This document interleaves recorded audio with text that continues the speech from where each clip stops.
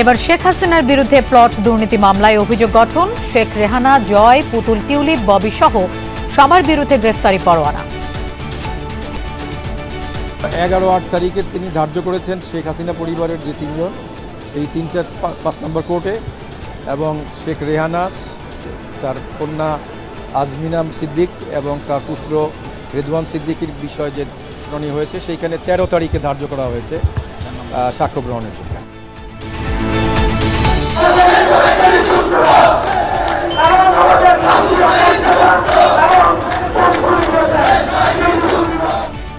শাহবাগে জুলাই যোদ্ধা ও শহীদ পরিবারের অবস্থান কর্মসূচি বন্ধ, যান চলাচল, জুলাই সনদ ও ঘোষণাপত্র বাস্তবায়নের দাবি।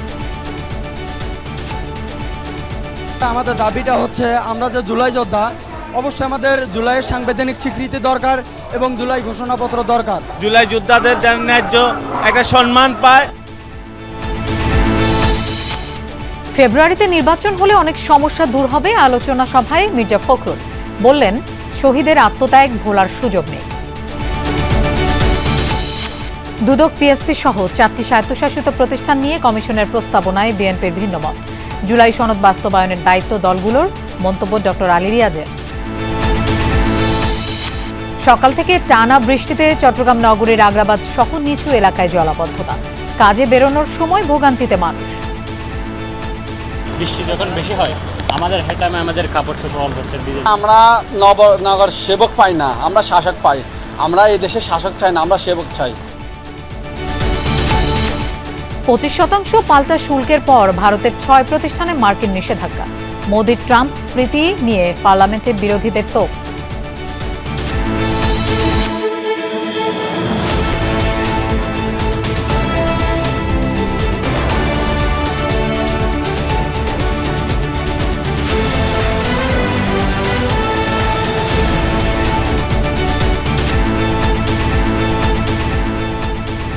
শুভেচ্ছা, আমন্ত্রণ দুপুরে বাংলাদেশের আয়োজনে আপনাদের সঙ্গে থাকছি আমি মৌসুমী আহমেদ লোপা। এতক্ষণ শিরোনাম দেখছিলেন। আলাদা মামলায় শেখ হাসিনা এবং তার বোন শেখ রেহানা পরিবারের বিরুদ্ধে প্লট দুর্নীতির বিচার শুরু হয়েছে। শেখ হাসিনা, পুতুল ও জয়ের বিরুদ্ধে অভিযোগ গঠনের পর 11 আগস্ট ধার্য করা হয়েছে সাক্ষ্য গ্রহণের দিন। আর 13 আগস্ট শেখ রেহানা, টিউলিপ, ববি সহ 17 জনের বিরুদ্ধে সাক্ষ্য দেবেন মামলার প্রথম সাক্ষী।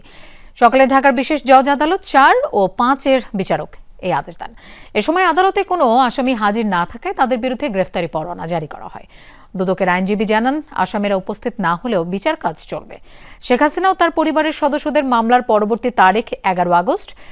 এদিকে রেহানা পরিবারের মামলার পরবর্তী তারিখ 13 আগস্ট ধার্য করেছেন আদালত। এদিন বাদীর জবানবন্দি গ্রহণ করা হবে। দুদক সূত্রে জানা যায়, রাজধানীর পূর্বাচল নতুন শহর প্রকল্পে 30 কাঠার প্লট বরাদ্দে অনিয়ম ও জালিয়াতিতে জড়িত ছিলেন শেখ পরিবারের সদস্যরা। রাষ্ট্রের সর্বোচ্চ পদে থেকে শেখ হাসিনা তার পরিবারের সদস্যদের এই প্লট পাইয়ে দিতে প্রভাব বিস্তার করেন। এতে সহায়তা করে গণপূর্ত রাজুকের বেশ কয়েকজন কর্মকর্তা। রাজধানীতে নিজেদের নামে জমি থাকা সত্ত্বেও সেটি গোপন করে এই সুবিধা আদায় করেছেন শেখ হাসিনা, শেখ রেহানা, জয়, পুতুল, রেদওয়ান ও টিউলিপ সিদ্দিক। 27 জনের বিরুদ্ধে অভিযোগ গঠন করা হয়েছে এবং মামলার বিচারিক কার্য শুরু করার জন্য তিনি আগামী 11-8 তারিখে তিনি ধার্য করেছেন শেখ হাসিনা পরিবারের যে তিনজন, সেই তিনটা 5 নম্বর কোর্টে, এবং শেখ রেহানা, তার কন্যা আজমিনা সিদ্দিক এবং তার পুত্র রেদওয়ান সিদ্দিকের বিষয়ে যে শুনানি হয়েছে, সেইখানে 13 তারিখে ধার্য করা হয়েছে সাক্ষ্য গ্রহণের জন্য। তার পক্ষে কেউ দাঁড়ানোর কোনো সুযোগ নেই, তাকে এসে সারেন্ডার করতে হবে, জামিন নিতে হবে এবং অথবা ফেস করতে হবে। জুলাই সনদ ও ঘোষণাপত্র বাস্তবায়ন এবং সংবিধানে যুক্ত করার দাবিতে রাজধানীর শাহবাগে অবস্থান কর্মসূচি পালন করেছে জুলাই যোদ্ধা ও শহীদ পরিবারের সদস্যরা। সকাল 10টার দিকে পতাকা হাতে শতাধিক জুলাই যোদ্ধা শাহবাগে অবস্থান নেন। তাদের বক্তব্য, সরকার 3 দফায় সময় নিয়েও জুলাই সনদ দিতে ব্যর্থ হয়েছে। কিন্তু জুলাই সনদ ও ঘোষণাপত্র কোনো রাজনৈতিক দাবি নয়, তাই অবিলম্বে যোদ্ধাদের এই দাবি পূরণের আহ্বান জানান তারা। বলেন, জুলাই সনদ একক দাবি নয়, এটি যোদ্ধা ও শহীদ পরিবারের অধিকার। একই সাথে তারা সনদ ও ঘোষণাপত্রকে সংবিধানে অন্তর্ভুক্তির আহ্বানও জানান। তাদের হুঁশিয়ারি, জুলাই সনদ নিয়ে কোনো টালবাহানা সহ্য করা হবে না। দাবি পূরণ না হলে শাহবাগে অস্থায়ী মঞ্চ তৈরি করে অবরোধের হুঁশিয়ারিও দেন তারা। 3 বার ঘোষণা দেওয়ার কথা বলেও সে ব্যর্থ হয়েছে। এবং বলছিল জুলাই ঘোষণাপত্র জুলাই মাসের ভিতরে দেওয়া হবে, কিন্তু সেটা আজও পর্যন্ত বাস্তবায়ন হয়নি, যার কারণে আজকে আবার আমরা এই অবস্থান কর্মসূচি নিয়েছি। জুলাই ঘোষণাপত্র এবং যে সেটা আমাদের সংবিধানে মূল সংবিধানে সেটা লিপিবদ্ধ করতে হবে।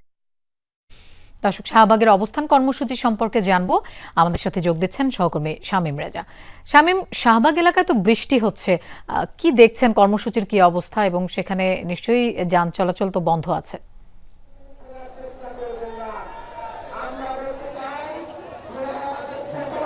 হ্যাঁ, বৃষ্টি উপেক্ষা করেই আসলে জুলাই যোদ্ধারা তাদের দাবির সপক্ষে তারা বিক্ষোভ করে যাচ্ছেন। তারা বলছেন যে তাদের যে দাবি, সেই দাবি পূরণ না হওয়া পর্যন্ত আসলে তারা তাদের এই কর্মসূচি অব্যাহত রাখবেন, এমনটাই তারা বলছেন।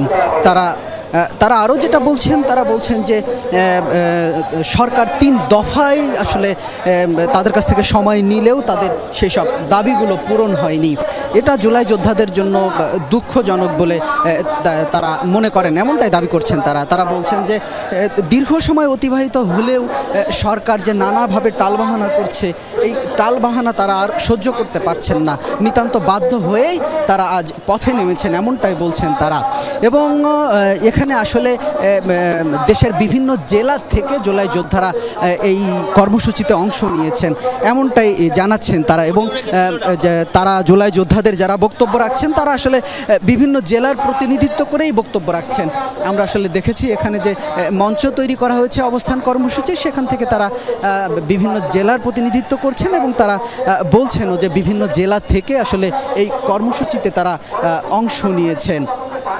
তারা বলছেন যে জুলাই যোদ্ধারা আসলে এখনও হাসপাতালের বিছানায় কাতরাচ্ছেন, অনেকে এখনও হাসপাতাল ছেড়ে ঘরে ফিরতে পারেনি, অথচ হত্যাকারী ও হত্যার পরিকল্পনায় যারা মদত দিয়েছে তারা জামিনে মুক্তি পাচ্ছে, যা এই সরকারের ব্যর্থতা বলেই তারা দাবি করছেন, অভিযোগ করছেন।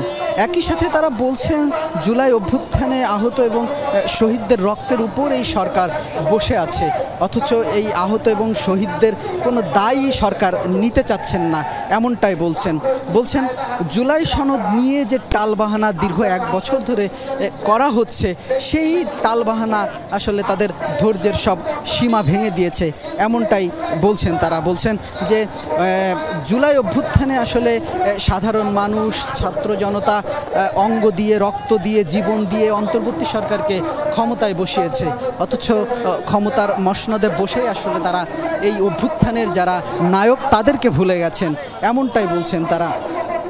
একই সাথে এখানে আসলে বিভিন্ন দেশের বিভিন্ন জায়গায় আন্দোলনের সময় যারা আহত হয়েছেন, এমনকি শহীদ হয়েছেন, এমন পরিবারের সদস্যরাও এসেছেন, তারাও এসে আসলে এখানে কথা বলছেন। তারাও বলছেন যে দীর্ঘ সময় অতিবাহিত হয়েছে, আমরা স্বজন হারিয়েছি, আহত হয়েছি, কিন্তু এই দীর্ঘ সময়েও দীর্ঘ 1 বছর অতিবাহিত হলেও একই সাথে এই যে জুলাই, সেটাও শেষ হতে চলেছে, 31 জুলাই শেষ হতে চলেছে। আজ এই দিনই আসলে তারা রাজপথে নামতে বাধ্য হয়েছেন এবং বলছেন যে জুলাই সনদের পরিপূর্ণ বাস্তবায়ন সংবিধানে সংযুক্ত ছাড়া তারা রাজপথ ছাড়বেন না। শামীম, আপনাকে ধন্যবাদ আমাদের সাথে যোগ দেওয়ার জন্য। যেসব বিষয় ঐক্যমত্য হবে না তা বাদ দিয়ে শুধু মৌলিক বিষয়গুলোই সংস্কার করা উচিত বলে মনে করেন বিএনপি মহাসচিব মির্জা ফখরুল ইসলাম আলমগীর।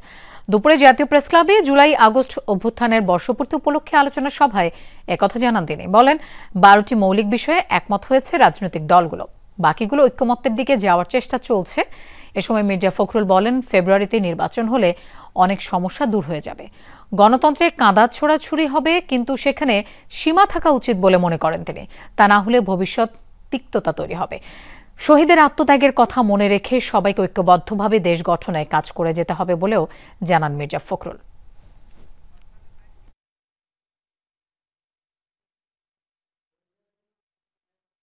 আমরা বিশ্বাস করি যে আমরা জনগণের সমর্থন নিয়ে সরকারে যাব, অর্থাৎ নির্বাচনের মধ্য দিয়ে সরকারে যাব, কাজগুলো করার চেষ্টা করবো যে কাজগুলো আমরা কমিট করেছি জনগণের কাছে, তারপরে আবার জনগণের কাছে ফিরে যাব। যদি তারা আমাকে আবার গ্রহণ করেন আমি আসবো, না হলে আসবো না। এই লিবারেল ডেমোক্রেসি আমরা বিশ্বাস করি। আজকের মধ্যে অমীমাংসিত বিষয়গুলো নিষ্পত্তির মাধ্যমে দ্বিতীয় পর্যায়ের আলোচনা শেষ করা হবে জানিয়েছেন ঐকমত্য কমিশন সহ সভাপতি ডক্টর আলী রিয়াজ। তিনি বলেছেন, রাষ্ট্র সংস্কারের সনদের চূড়ান্ত খসড়া দলগুলোকে পাঠানো হবে, তাদের মতামতের ভিত্তিতেই চূড়ান্ত হবে সনদ। বেলা 11:30টার পরে ফরেন সার্ভিস একাডেমিতে রাজনৈতিক দলের সঙ্গে জাতীয় ঐকমত্য কমিশনের বৈঠক শুরু হয়েছে। শেষ দিনে রাষ্ট্রপতি নির্বাচন, ক্ষমতা ও দায়িত্ব সহ 7টি বিষয়ে আলোচনা চলছে। আলোচ্য বিষয়ের মধ্যে আরও রয়েছে উচ্চকক্ষ গঠন ও নির্বাচন পদ্ধতি, রাষ্ট্রের মূলনীতি, সরকারি কর্ম কমিশন, দুদক মহাহিসাব নিরীক্ষক ও নিয়ন্ত্রক এবং ন্যায়পাল নিয়োগের বিধান। আছে নাগরিকদের মৌলিক অধিকার সম্প্রসারণ। দুদক, পিএসসি সহ 4টি স্বায়ত্তশাসিত প্রতিষ্ঠান নিয়ে কমিশনের প্রস্তাবনায় বিএনপি সহ 5টি রাজনৈতিক দল ও জোটের ভিন্ন মত। কমিশনের প্রত্যাশা, আজকের মধ্যে নিষ্পত্তি করা যাবে অমীমাংসিত প্রস্তাবগুলো। যথারীতি আজও বৈঠকে সবগুলো রাজনৈতিক দল অংশ নিয়েছে।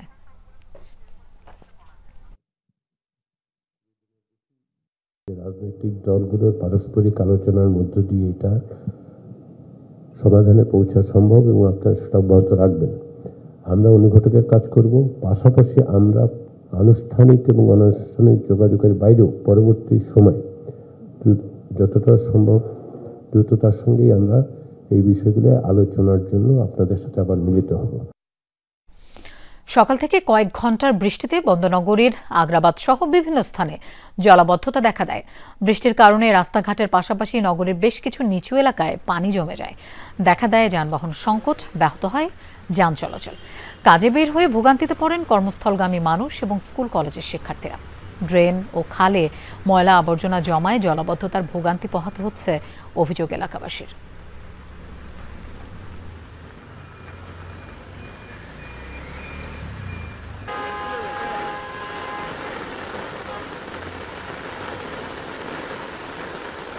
এখন বৃষ্টি পড়ছে, কিন্তু কিছুক্ষণ পর দেখবেন এখানে আরো পানি উপর উঠবে। জল ব্যবস্থা কোনো ঠিক নাই এবং আপনার ড্রেনগুলো কোনো পরিষ্কার নাই। নালা মাঝে মধ্যে মানে একটু জ্যাম হয়ে যায়, সেজন্য পানি একটু চলাচল করতে পারে না ভালো করে। সেজন্য আমাদের অফিস টাইমে আসার টাইমে একটু বৃষ্টি যখন বেশি হয়, আমাদের হে টাইমে আমাদের কাপড় চোপড় অল্পের ভিজে যায়। চলাফেরা এগুলিতে আছে, গাড়ি ভাড়া মনে করেন যে 50 টাকা, 70 টাকা, 80 টাকা। লালমনিরহাটে তিস্তার পানি কমে গেলেও দুর্ভোগ কাটেনি নদী তীরবর্তী মানুষের। দৃশ্যমান হয়েছে ক্ষতচিহ্ন।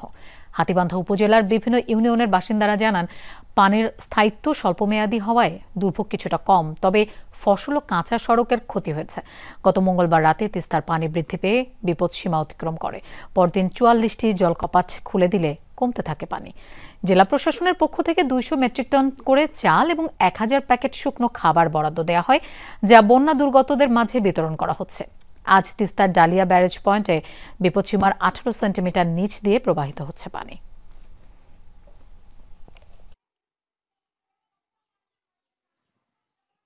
ডিগির মাছ বেড়ে গেছে, ওয়া বাড়ি তলে গেছে, ওয়া বাড়ির ক্ষতি হয়ে গেছে, বেসন বাড়ি তাও তলে গেছে। আবাদি ফসলের জমি তাও নষ্ট হয়ে গেছে, অনেকে ধান রোয়া গাছের রোয়া পর্যন্ত নষ্ট হয়ে গেছে। আমাদের নদীটা খনন করে দেব, কারণ রিলিফ দেয় সামান্য সময়ের জন্য। বিদ্যমান পরিবর্তনশীল ভূ রাজনীতি, প্রাকৃতিক বিপর্যয় ও নতুন জাতীয় চ্যালেঞ্জ মোকাবেলায় ক্যাপস্টোন কোর্স কৌশলগত অন্তর্দৃষ্টি, সহযোগিতা ও জ্ঞানভিত্তিক নেতৃত্ব গড়ে তুলতে অত্যন্ত গুরুত্বপূর্ণ ভূমিকা রাখবে বলে জানিয়েছেন সেনাপ্রধান জেনারেল ওয়াকরুজ্জামান। মিরপুর সেনানিবাসের ন্যাশনাল ডিফেন্স কলেজে 3 সপ্তাহব্যাপী স্ট্র্যাটেজিক লিডারশিপ প্রশিক্ষণ ক্যাপস্টোন কোর্স 2025-এর সমাপনী আয়োজনে এমন কথা বলেন সেনাপ্রধান। এই কোর্সে জ্যেষ্ঠ সামরিক কর্মকর্তা, শিক্ষাবিদ, চিকিৎসক, প্রকৌশলী, বিজ্ঞানী, সরকারি ও বেসরকারি সংস্থার জ্যেষ্ঠ কর্মকর্তা, কূটনীতিক, সাংবাদিক এবং ব্যবসায়ী সহ সর্বমোট 45 জন ফেলো অংশগ্রহণ করেন, যা কিনা বিগত বছরের চেয়ে 10 জন বেশি।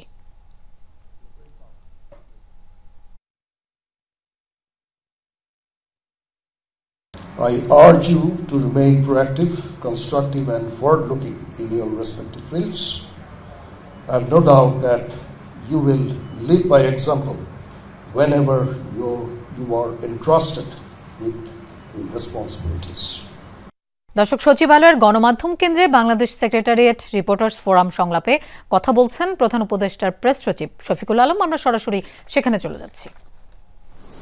আপনার ভয়ের বিষয় হচ্ছে যে আপনি যদি ভুল নিউজ দিয়ে দেন, আপনার নিউজ যদি ভুল হয় বা আপনার নিউজের যদি কিছু গ্যাপ থাকে, অন্য নিউজে সেটার গ্যাপ যদি না থাকে, আপনি খুব বেশি আনডিউ কিছু কোশ্চেনের সম্মুখীন হন। তো এটা আমার জীবনের সেরা টাইম বলবো। 2.5 বছরে আমি পুরো একটা বাংলাদেশ গভর্নমেন্ট কিভাবে কাজ করে আমি এটা জানতে পেরেছি ইয়েতে। তখন আমাদের সময় দীপু ভাই আর এহসান ভাই ছিল, ওনারা ছিলেন হলো শাহনওয়াজ ভাই, ওনাদের পকেট ভর্তি ইয়ে থাকতো। তো আমি কল্লোল ভাই ওরা আমরা আবার ওনাদের একটু মানে কি চামচামি করতাম যে ভাই কিছু একটা দুই একটা আমাদেরকে কিছু একটা দেন। দেখা গেল যে যেই শাহনওয়াজ ভাই যেই চোথাটা উনি ইউজ করতেন না, শাহনওয়াজ ভাই আমাদেরকে দিলে আমার ওইটা লিড হচ্ছে, বুঝছেন না? যাক, এটা আমার খুব মধুর স্মৃতি। এই জন্য উনি যখন মাসুদ যখন আমাকে বললেন যে আপনি আসবেন কিনা, আমি এক বাক্যে রাজি হয়ে গেছি। আর আমাদের গভর্নমেন্টেরও তো সময় বেশি দেন নাই আপনাদের সাথে কথা বলার, এটা একটা অপরচুনিটি। আগামী 5-6টা দিন আমাদের বাংলাদেশের মানে সামনের যে আমরা যেটা রাজনীতিক বন্দোবস্তর কথা বলি সেটার জন্য খুবই ক্রুশিয়াল একটা টাইম। প্রোক্লেমেশন নিয়ে কাজ হচ্ছে, চার্টার নিয়ে কাজ হচ্ছে। 5 তারিখ আমাদের প্রথম বর্ষপূর্তি জুলাই গণ অভ্যুত্থানের। তো এই পুরোটাকে সামনে রেখে অনেকগুলো আপনি দেখেছেন যে আজকে খুবই সিরিয়াস মিটিং হচ্ছে জুলাই চার্টারটাকে ফাইনালাইজ করার জন্য। অ্যাট দ্য সেম টাইম জুলাই প্রোক্লেমেশনের জন্য যারা স্টুডেন্টদের মধ্যে যারা রেভলিউশনারি ছিল তারা এটাকে প্রেশার দিচ্ছে, এটা নিয়েও এক ধরনের খুবই কাজ হচ্ছে। তো আমি বলবো যে আগামী 5-6টা দিনে আমরা বুঝবো যে আমরা সামনে কোথায় যাচ্ছি। বাট একটা বিষয় আপনি নিশ্চিত থাকেন, ইলেকশন দেরি হবে না। ইলেকশন প্রফেসর ইউনূস যেই সময় বলেছেন তার থেকে একটা দিন দেরি হবে না। উনি প্রথমে বলেছিলেন যে এটা এপ্রিলের ফার্স্ট 15 ডের মধ্যে হবে। পরবর্তীতে আমরা লন্ডনে বলেছি যে এটা যদি অনেকগুলো সংস্কার হয় এবং ট্রায়ালের কাজগুলো এগিয়ে যায় সেক্ষেত্রে এটা ফেব্রুয়ারিতে হবে। তো আমরা সেই জায়গায় এখনো আছি, এটার একটা দিন দেরি হবে না। ইলেকশন কোনো নো ম্যাটার কি যাই হোক না কেন, চার্টার বা প্রোক্লেমেশন যাই হোক না কেন, যেটা যেভাবেই চার্টারটা অ্যাডপ্টেড হোক না কেন, এইটার ইম্প্যাক্টে যে ইলেকশনে পড়ো, ইলেকশন তার মতো সময় মতো হয়ে যাবে, এইটুকু আমরা বলতে পারি। পতনের আগ মুহূর্ত পর্যন্ত আওয়ামী লীগের নেতাদের নানা মন্তব্য কেবল আন্দোলনের আগুনে ঘি ঢেলেছিল। আন্দোলনকারীদের উদ্দেশ্য করে সবচেয়ে বেশি কথা বলেছিলেন আওয়ামী লীগের সাধারণ সম্পাদক ওবায়দুল কাদের। 15 জুলাই আন্দোলনকারীদের জবাব দিতে ছাত্রলীগই যথেষ্ট, এমন মন্তব্যের পর মারমুখী অবস্থানে যায় সংগঠনটির নেতাকর্মীরা।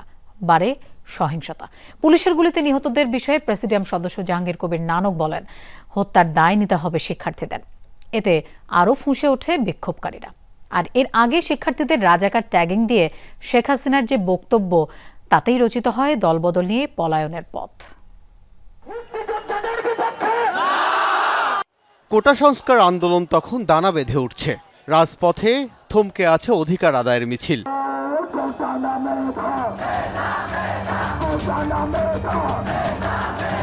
4, 6 ও 8 জুলাই ওবায়দুল কাদেরের বক্তব্য, আন্দোলনকারীদের শিক্ষার্থী বলা মুশকিল, ঢুকে গেছে রাজনীতি। এখানে পলিটিক্সের উপাদান যুক্ত হয়ে গেছে। শিক্ষার্থীদের ঢালাও দলীয়করণের বক্তব্যে ক্ষুব্ধ হয়ে ওঠেন আন্দোলনকারীরা। 11 জুলাই বৈষম্য বিরোধীদের সাথে প্রথম সরাসরি সংঘর্ষ হয় আইন শৃঙ্খলা বাহিনীর। আহত হন অর্ধশতাধিক শিক্ষার্থী। সচিবালয়ে তখনকার স্বরাষ্ট্রমন্ত্রী আসাদুজ্জামান খান কামাল বলেন, কোটা আন্দোলনকারীরা লিমিট ক্রস করছে, বসে থাকবে না পুলিশ। একটা লিমিট বোধহয় থাকে, তারা বোধহয় এগুলি ক্রস করে যাচ্ছে। তার এমন বক্তব্যের পরেই পুলিশ হয়ে ওঠে আরও মারমুখী। তখন বুকে পিঠে পতাকা নিয়ে রাজপথে শিক্ষার্থী হাজারে হাজার। 14 জুলাই গণভবনে চীনে রাষ্ট্রীয় সফর নিয়ে সংবাদ সম্মেলন করেন শেখ হাসিনা। সেদিনই জুলাই আন্দোলনের সময়ে সবচেয়ে আত্মঘাতী বক্তব্য দেন এই আওয়ামী লীগ সভানেত্রী।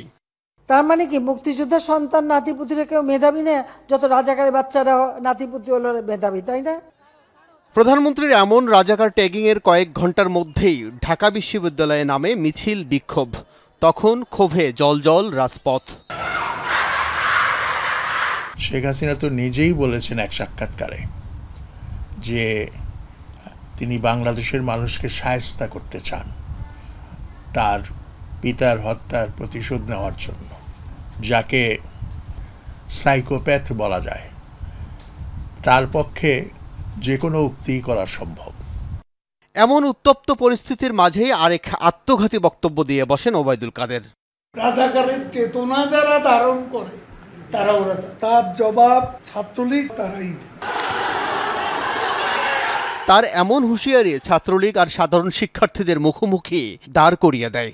বেপরোয়া হয়ে ওঠে ছাত্রলীগের নেতাকর্মীরা। কোটা সংস্কার আন্দোলনকারীরা কোনোভাবেই ক্যাম্পাসে জায়গা নিতে পারবে না বলে দেয় ঘোষণা। তার কর্মীরাও সেই উস্কানিতে পা দিয়ে, আমার মনে আছে 15ই জুলাই ক্যাম্পাসে ছাত্র আন্দোলনকারীদের উপর হামলা করেছিল। ওই হামলাই কিন্তু শেখ হাসিনার পতনের রাস্তা তৈরি করেছে। কিন্তু আওয়ামী লীগের কর্মী, সমর্থক, শুভানুধ্যায়ীরা যদি সেই সময় নিজেদের বুদ্ধি বিবেক স্বাধীনভাবে খাটাতেন, তাহলে তো এই বিপর্যয় তাদের জন্য হতো না। 19 জুলাই সংবাদ সম্মেলনে দলীয় কর্মীদের পক্ষে সাফাই গান ওবায়দুল কাদের। বলেন, হামলা ছাত্রলীগ করেনি, ছাত্রলীগের ওপরেই হামলা হয়েছে।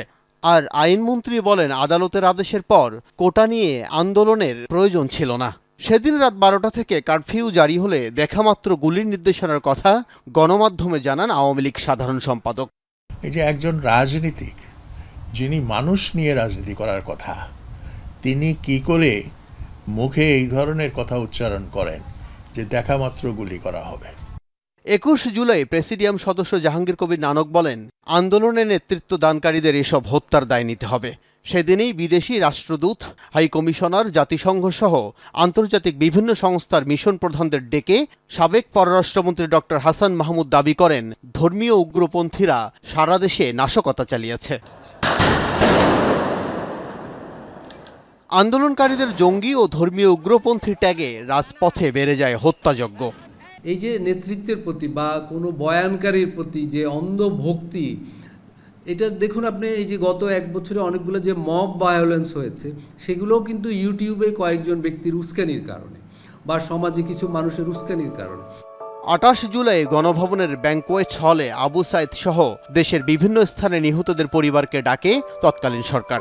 সবাই যদিও যাননি, তবে যারা চাপের মুখে গিয়েছিলেন তাদের কাছে দোয়া চান শেখ হাসিনা। আল্লাহকে ডাকেন যেন এই সমস্ত খুনি, জালেম, এদের হাত থেকে আমাদের দেশটা যেন রেহাই পায়। এর 8 দিন পরেই 5 আগস্ট দেশ ছেড়ে পালিয়ে যান শেখ হাসিনা। পতন হয় আওয়ামী লীগ সরকারের। আল আমিন হক অহন, যমুনা নিউজ, ঢাকা। নাটোর ও ব্রাহ্মণবাড়িয়ায় জাতীয়তাবাদী আইনজীবী ফোরামের উদ্যোগে মার্চ ফর জাস্টিস পদযাত্রা অনুষ্ঠিত হয়েছে। জাতীয়তাবাদী আইনজীবী জেলা ইউনিট এই কর্মসূচির আয়োজন করে। সকালে জেলা আইনজীবী সমিতির ভবনের সামনে থেকে পদযাত্রা শুরু করে একই জায়গায় শেষ করা হয়। পরে সেখানে সমাবেশ অনুষ্ঠিত হয়। অন্যদিকে ব্রাহ্মণবাড়িয়ায় আইনজীবী সমিতির কার্যালয়ের সামনে থেকে পদযাত্রা বের করা হয়। পরে শহরের কাউতলি মোড় প্রদক্ষিণ করে একই জায়গায় পদযাত্রা শেষ করে সভা অনুষ্ঠিত হয়। এ সময় বক্তারা বলেন, আগামীতে কোনো দল যেন গণতন্ত্র ও বিচার ব্যবস্থাকে আয়নাঘরে না পাঠাতে পারে, সেজন্য মার্চ ফর জাস্টিস কর্মসূচি। পঞ্চগড় ও নওগাঁ সীমান্তে 27 জনকে পুশিন করেছে ভারতীয় সীমান্তরক্ষী বাহিনী বিএসএফ। সকালে পঞ্চগড় সদর ও তেঁতুলিয়ার পৃথক 2 সীমান্ত দিয়ে 17 জনকে পুশিন করা হয়। এর মধ্যে তেঁতুলিয়ার ভজনপুর এলাকা থেকে 7 জন পুরুষকে আটক করে বিজিবি। অন্যদিকে সদরের ঘাগড়া বিওপির সীমান্তে নারীসহ 10 জনকে আটক করা হয়। আটককৃতদের পুলিশের কাছে হস্তান্তর করা হয়েছে। অন্যদিকে আজ ভোরে নওগাঁর ধামইরহাট সীমান্ত এলাকায় 10 জনকে পুশিন করা হয়। পরে আগ্রা দ্বিগুণ সীমান্ত পিলার 256/7 এর কাছে দিয়ে তাদের ঘোরাঘুরি করতে দেখে আটক করে বিজিবি। সুন্দরবনে প্লাস্টিক ও পলিথিনের ব্যবহার বন্ধের দাবিতে খুলনায় যুব সম্মেলন অনুষ্ঠিত হয়েছে। সকালে নগরীর শিল্পকলা একাডেমি মিলনায়তনে এই সম্মেলন অনুষ্ঠিত হয়। এতে বিভাগের 5 জেলার যুব প্রতিনিধিরা অংশ নেন। উদ্বোধনী বক্তব্যে প্রধান বন সংরক্ষক আমির হোসেন বলেন, প্লাস্টিকের ব্যবহার বন্ধ না হলে আগামীতে হুমকির মুখে পড়বে বিশ্ব ঐতিহ্যের সুন্দরবন। সুন্দরবনে জীববৈচিত্র্য রক্ষায় একই সাথে কাজ করার আহ্বান জানানো হয়। যুব সম্মেলনে 5টি জেলার 17টি উপজেলা থেকে যুবরা এখানে হাজির হয়েছে।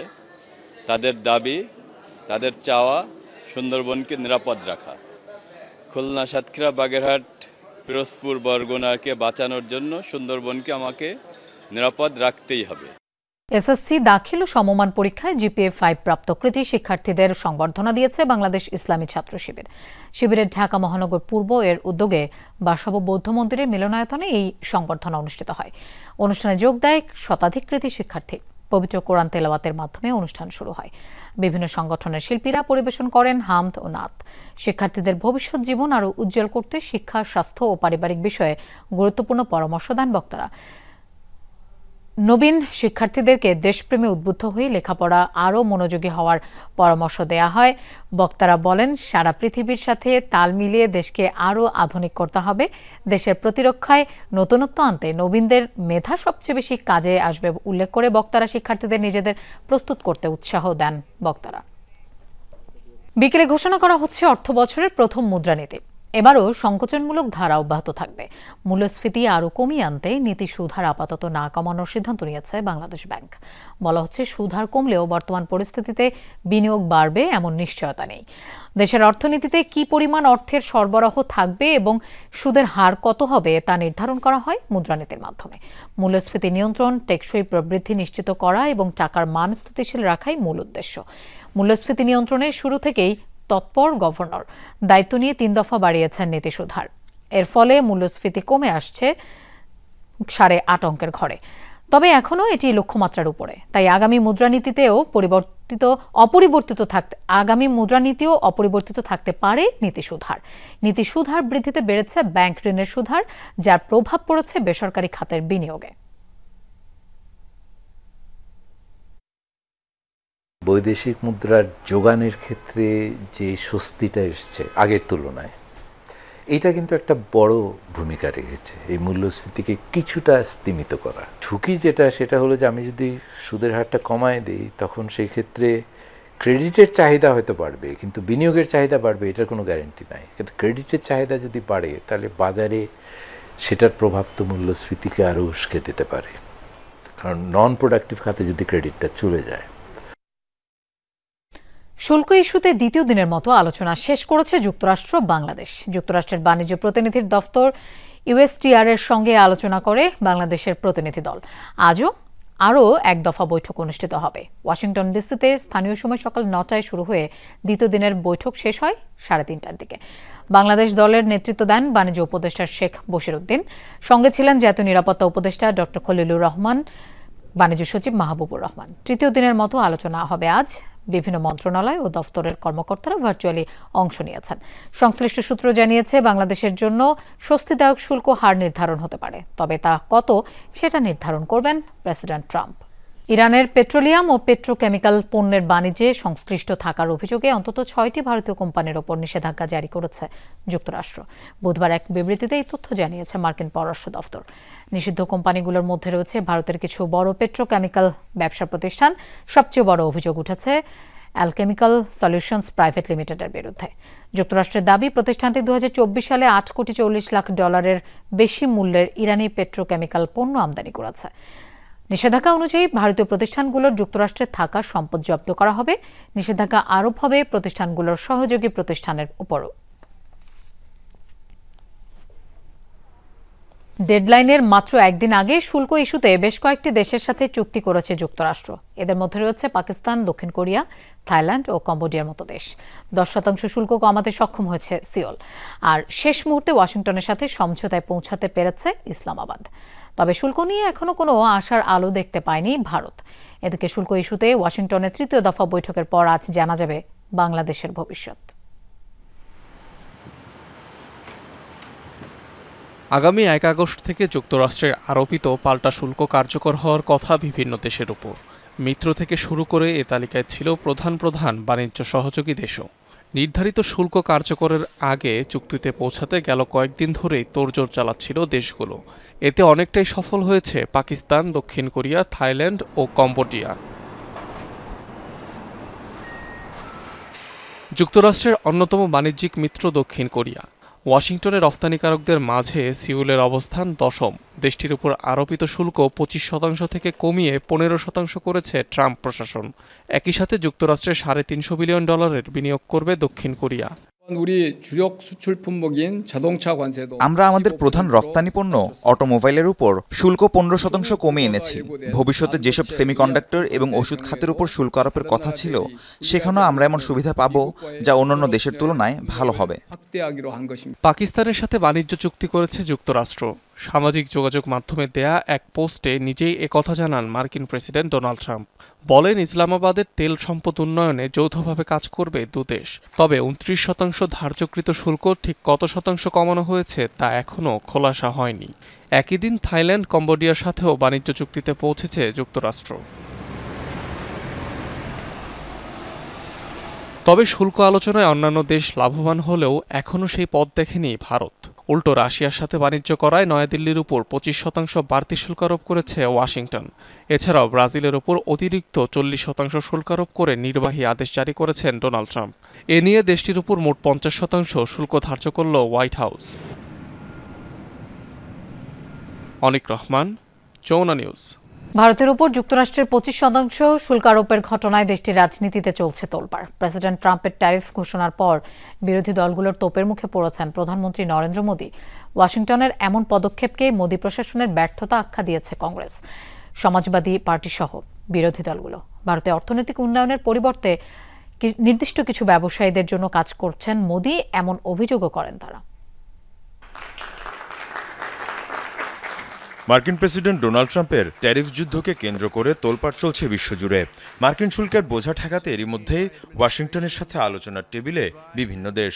তার মধ্যেই এশিয়ায় যুক্তরাষ্ট্রের অন্যতম ঘনিষ্ঠ মিত্র হিসেবে পরিচিত ভারতের জন্য এসেছে দুঃসংবাদ। দেশটির ওপর 25% শুল্ক আরোপের ঘোষণা দেন প্রেসিডেন্ট ট্রাম্প। মার্কিন প্রেসিডেন্টের অভিযোগ বন্ধ হলেও যুক্তরাষ্ট্র বিরোধী বিভিন্ন পদক্ষেপের সাথে জড়িত দিল্লি। এর মধ্যে ব্রিক্স জোট এবং রাশিয়ার সাথে সম্পর্কের বিষয়টিও উল্লেখ করেন ট্রাম্প। ভারত আমাদের বন্ধু, কিন্তু দেশটি ব্রিক্সের সাথে জড়িত, আর ব্রিক্স যুক্তরাষ্ট্র বিরোধী অবস্থান নিয়েছে। এর পাশাপাশি রাশিয়ার সাথে বাণিজ্যিক সম্পর্ক রেখেছে তারা। রাশিয়া ইউক্রেনে আগ্রাসন চালিয়ে আসছে, আর আমাদের পণ্যের ওপরও ভারত শুল্ক দিয়ে থাকে। কোনো কোনো পণ্যে 175% পর্যন্ত শুল্ক দিয়েছে। স্বভাবতই ওয়াশিংটনের এমন পদক্ষেপের পর উত্তেজনার পারদ চড়েছে দিল্লিতেও। 25% শুল্ক আরোপের পর প্রধানমন্ত্রী নরেন্দ্র মোদীকে রীতিমতো ধুয়ে দিচ্ছেন বিরোধী দলীয় নেতারা। ভারতের উন্নয়ন নয়, বরং নির্দিষ্ট কিছু ব্যবসায়ীর উন্নয়নে জোর দিয়েছেন মোদী, এমন অভিযোগও তাদের। মোদী শুধু একজনের জন্যই কাজ করেন, আর তিনি হলেন আদানি। ভারতের আজকের এই পরিণতির জন্য তিনি দায়ী। আমাদের অর্থনীতি, কূটনীতি এবং প্রতিরক্ষা নীতিকে ধ্বংস করেছেন নরেন্দ্র মোদী।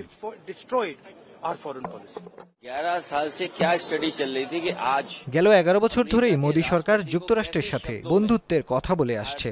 এই হলো বন্ধুত্বের নমুনা। তরুণরা কাজ পাচ্ছে না, আমাদের অর্থনৈতিক অবস্থা খারাপ, সামনে আরো খারাপ দিন আসছে। এদিকে দিল্লি বলছে শুল্ক ইস্যুতে ওয়াশিংটনের বক্তব্য পর্যালোচনা করা হচ্ছে। খুব শিগগিরই এই ইস্যুতে বিস্তৃত এবং কার্যকর পদক্ষেপ নেবে ভারত। মীর মুশফিকা হাসান, যমুনা নিউজ। 4 বছরেরও বেশি সময় পর মিয়ানমারের জরুরি অবস্থা তুলে নিয়েছে দেশটির জান্তা সরকার। আগামী ডিসেম্বরেই জাতীয় নির্বাচন অনুষ্ঠিত হবে মিয়ানমারে। বৃহস্পতিবার সাংবাদিকদের পাঠানো এক বার্তায় বিষয়টি জানায় জান্তা মুখপাত্র জাও মিন তুন। এদিকে সুষ্ঠুভাবে নির্বাচন আয়োজনের লক্ষ্যে 11 সদস্য বিশিষ্ট একটি কমিশন গঠন করা হয়েছে। এতে নেতৃত্ব দেবেন জান্তা প্রধান জেনারেল মিন অং লাইং। এর মধ্যে নেওয়া হচ্ছে সাধারণ প্রস্তুতি। এর আগে মার্চে সশস্ত্র বাহিনী দিবসে মিয়ানমারের সাধারণ নির্বাচনের ঘোষণা দেন জান্তা প্রধান। একই সাথে অবাধ, সুষ্ঠু ও নিরপেক্ষ নির্বাচনের প্রতিশ্রুতি দেন তিনি। 2021 সালে গণতন্ত্রপন্থী নেত্রী অং সান সুচির সরকারকে হটিয়ে অভ্যুত্থানে ক্ষমতা দখল করে মিয়ানমারের সামরিক বাহিনী। তখন থেকেই জান্তার বিরুদ্ধে চলছে সশস্ত্র সংগ্রাম। গাজায় ইসরায়েলের চলমান আগ্রাসনের মধ্যে ফিলিস্তিনকে সার্বভৌম রাষ্ট্রের মর্যাদা দিয়েছে 10টি দেশ। একই পদক্ষেপ নেওয়ার পরিকল্পনা চূড়ান্ত করেছে ইউরোপীয় পরাশক্তি ফ্রান্স, যুক্তরাজ্য, মার্কিন মিত্র, কানাডা সহ আরও কয়েকটি দেশ। এমন পরিস্থিতিতে প্রশ্ন উঠছে, স্বাধীন রাষ্ট্র হিসেবে স্বীকৃতি পেলে কি হবে ফিলিস্তিনের অবস্থান। 1948 সালে ইসরায়েল প্রতিষ্ঠার মধ্য দিয়ে নিজ ভূখণ্ডের সার্বভৌমত্ব হারায় ফিলিস্তিনিরা। এরপর যুগের পর যুগ কেবলই অধিকার হরণ আর নিপীড়নের করুণ আখ্যান। স্বাধীনতার জন্য ফিলিস্তিনিদের লড়াইটা তখন থেকেই শুরু। মধ্যপ্রাচ্যে অস্থিতিশীলতা জিইয়ে রাখার যুক্তরাষ্ট্র ও যুক্তরাজ্যের চক্রান্তে ইহুদি রাষ্ট্র প্রতিষ্ঠার 4 দশক পর 1988 সালের 15 নভেম্বর ফিলিস্তিনকে স্বাধীন রাষ্ট্র হিসেবে ঘোষণা দেন প্যালেস্টাইন লিবারেশন অর্গানাইজেশন PLOর চেয়ারম্যান ইয়াসির আরাফাত। রাজধানী করা হয় পবিত্র জেরুজালেমকে। জাতিসংঘের 193 সদস্য দেশের মধ্যে 147টি ফিলিস্তিনকে সার্বভৌম রাষ্ট্রের স্বীকৃতি দিয়েছে, যা আন্তর্জাতিক সম্প্রদায়ের 75%। গাজায় চলমান ইসরায়েলি আগ্রাসনের মধ্যেই স্পেন সহ 10টি দেশ ফিলিস্তিনকে স্বাধীন বলে ঘোষণা করেছে। সে পথে হাঁটার সিদ্ধান্ত নিয়েছে ফ্রান্স, যুক্তরাজ্য, মাল্টা, কানাডাও। এখন প্রশ্ন উঠছে, স্বাধীন রাষ্ট্রের স্বীকৃতির তাৎপর্য আসলে কি? এটা কি কেবলই প্রতীকী এক পদক্ষেপ? বিশ্লেষকরা বলছেন, এর মধ্য দিয়ে ফিলিস্তিনের রাজনৈতিক ও নৈতিক সমর্থনের ভিত্তি আরও শক্তিশালী হবে। 2012 সালে বিপুল ভোটে জাতিসংঘের পর্যবেক্ষকের মর্যাদা পায় ফিলিস্তিন। তবে সার্বভৌম দেশ না হওয়ায় অধিবেশনে অংশ নিলেও ভোট দেওয়ার এখতিয়ার নেই তাদের। তবে বড় ধরনের সমর্থনের কারণে বিদেশে কূটনৈতিক মিশন স্থাপনের পাশাপাশি অলিম্পিক সহ বিভিন্ন আন্তর্জাতিক প্রতিযোগিতায় অংশ নিতে পারে ফিলিস্তিনি টিম। জাতিসংঘের নিরাপত্তা পরিষদের 2 স্থায়ী সদস্য চীন ও রাশিয়া বহু আগেই রাষ্ট্র হিসেবে স্বীকৃতি দিয়েছে ফিলিস্তিনকে। এবার যুক্তরাজ্য, ফ্রান্সও সে তালিকায় যুক্ত হলে সিকিউরিটি কাউন্সিলে বাকি থাকবে কেবল যুক্তরাষ্ট্র। তবে একের পর এক ইউরোপীয় মিত্ররা মধ্যপ্রাচ্যে 2 রাষ্ট্রভিত্তিক সমাধানে জোর তৎপরতা শুরু করায় চাপ বাড়বে ওয়াশিংটনের উপরও। Dorothy Tasrin, Jamuna news. দর্শক, এই ছিল দুপুরে বাংলাদেশের আয়োজনের। এতক্ষণ সাথে থাকার জন্য ধন্যবাদ সবাইকে।